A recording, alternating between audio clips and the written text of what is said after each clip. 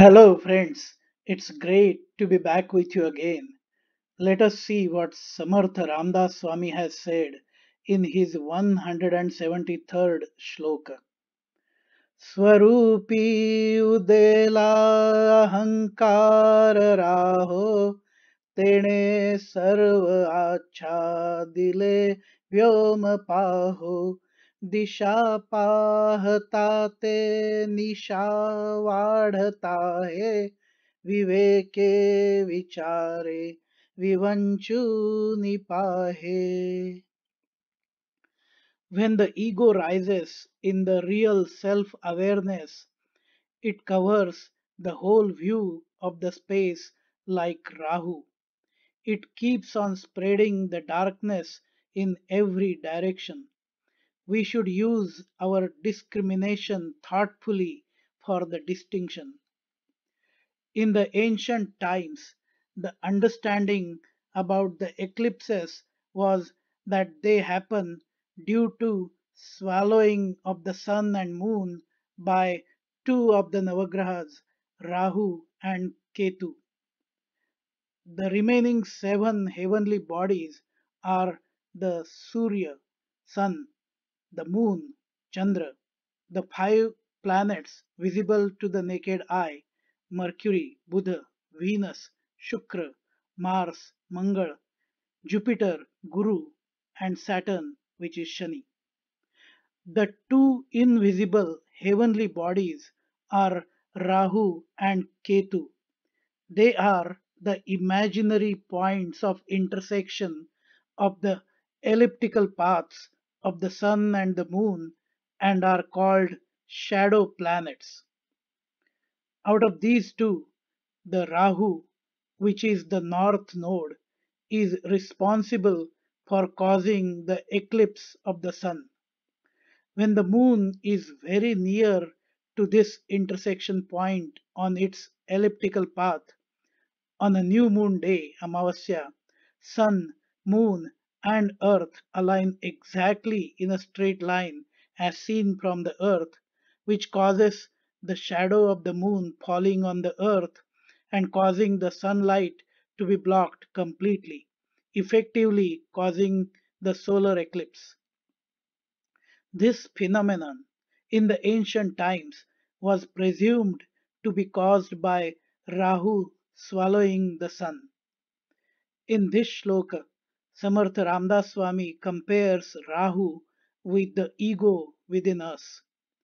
Just like at the time of the solar eclipse, the entire space, the ether, appears to be completely covered by darkness.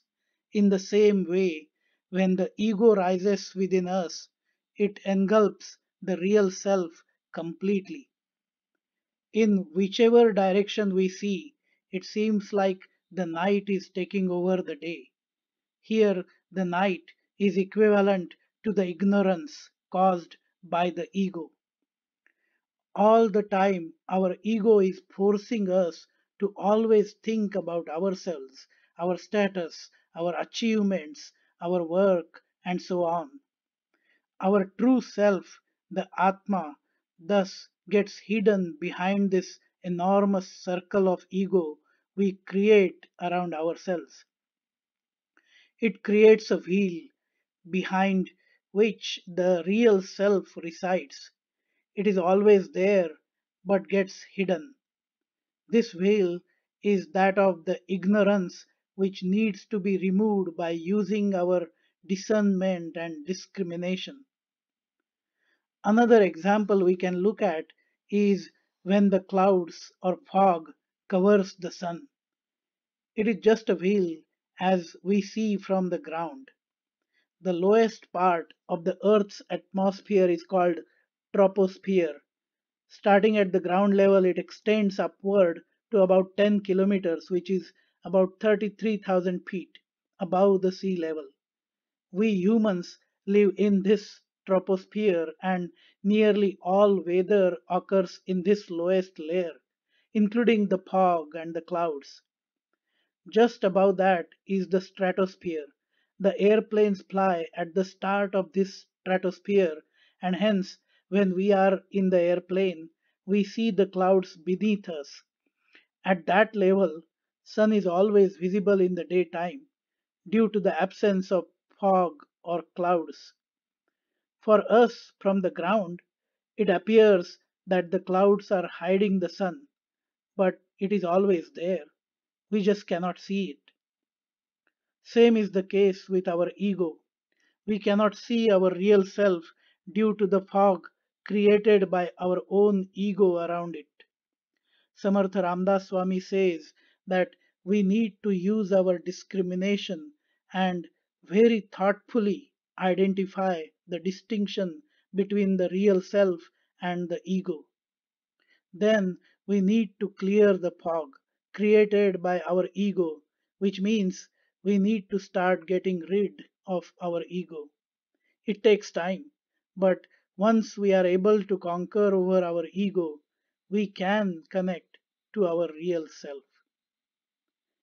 Friends, if you like this explanation, feel free to provide your feedback and do like, share, and subscribe to the YouTube channel A Dialogue with Our Mind. Jai Jai Raghuveer Samartha.